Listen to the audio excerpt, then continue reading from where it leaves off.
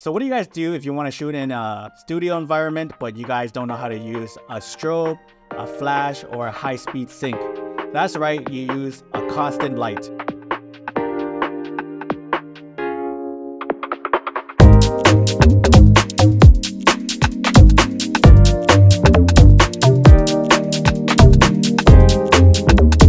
Guys, in today's video, I'm going to share with you guys how I took these sets of photos using a constant cob light and these two RGB light sticks. I'm going to share the gear that I use as well, and I'm going to share with you guys how I retouched the model skin for the set. Now let's start off with the equipment. In this shoot, you're going to see some shots from the XT5 and the XF56mm f1.2, and as well the Sony a7cii and the new 7 Artisans 85mm f1.8 that just recently came out for the Sony Iamtongue, and also as well the Sony 50mm f1.4 G Master, and as well the Fujifilm X100vi. The reason why I chose to use constant light was I don't own a strobe.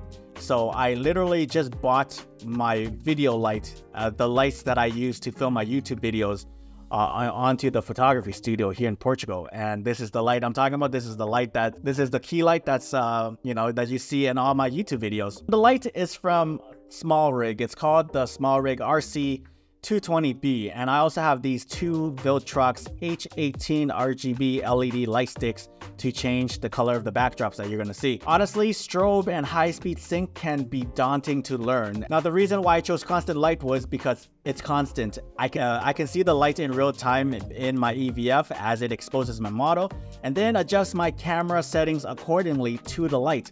And then I can make further adjustment knowing where the light is shining, as opposed to constantly doing tests and waiting for the strobe to fire. For me, it's really much a convenient thing. For the first few shots, you see me using the light and as well as the white wall as the backdrop. And then I told the model to stand in position, and then you'll see me having the video light pointing down at a 45-degree angle, and we came up with these shots together. Now, if I didn't know any better, I would have honestly thought that these were shot on a strobe. So you can get some good results with a constant light.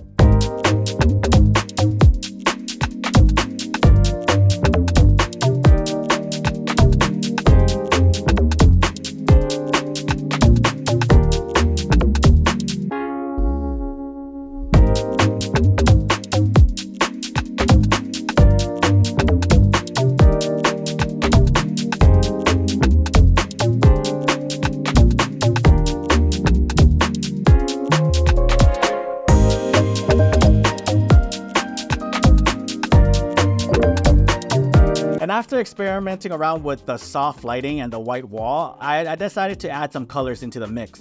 Now, if you guys have been following me for a while now, you know that whenever I do these studio shoots, I always have some sort of RGB light sticks on me. I recently picked up these two Viltrox RGB light sticks, and I thought this would be a good opportunity to use them. So I had to get really creative with these lights. At first, I didn't think these lights were powerful enough to color the wall, but it ended up doing a great job.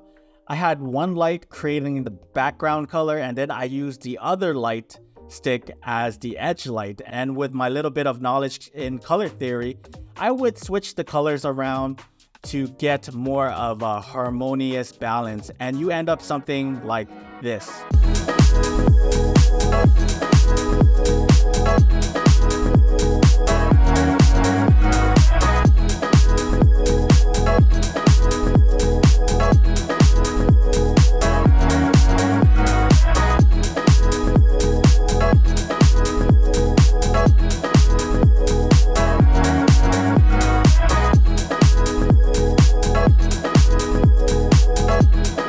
Now, skin retouching can be a very daunting task. When I first started out, it would take me like 20 to 30 minutes, sometimes even an hour to retouch an image. But now, because of new retouching softwares, you guys don't need to learn how to retouch anymore.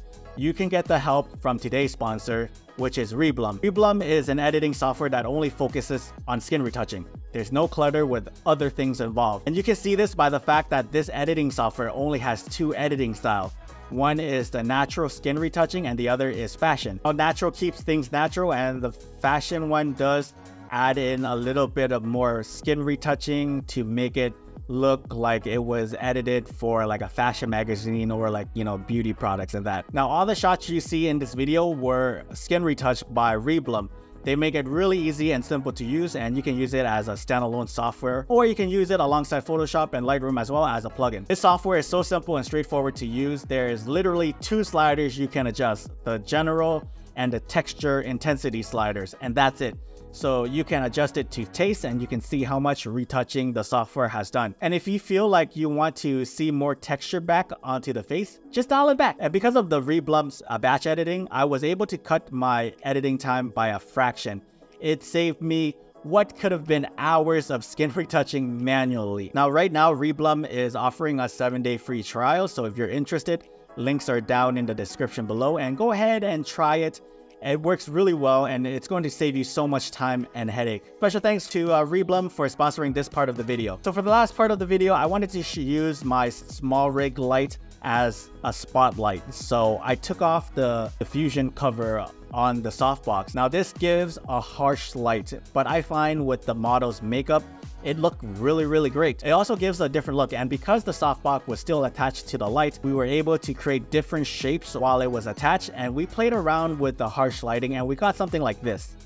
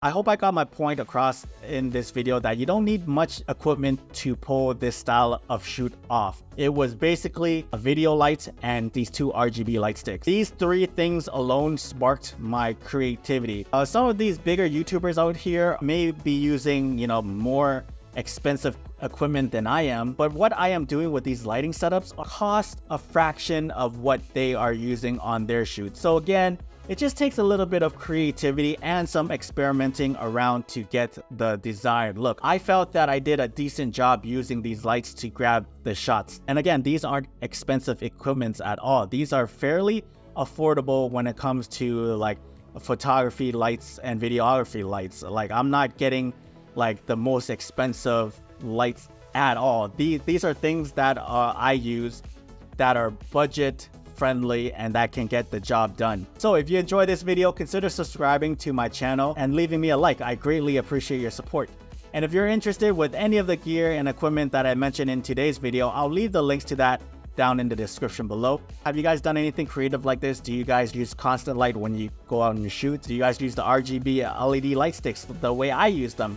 Let me know your thoughts down in the comment section below. And that is it for me, guys. Thanks so much.